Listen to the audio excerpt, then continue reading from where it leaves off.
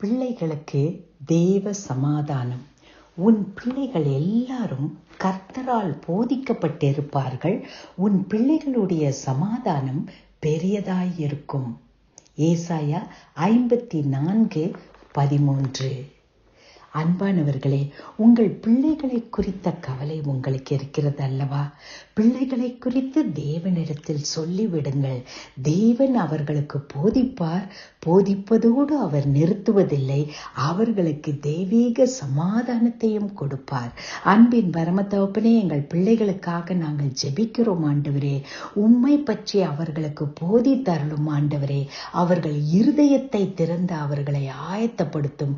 அவர்களை உம்முடைய சமாதானத்தால் நீர் நிறைக்கிறபடியினால் உமக்கு நன்றி. இயேசு கிறிஸ்துவின் மூலமே ஆமென்.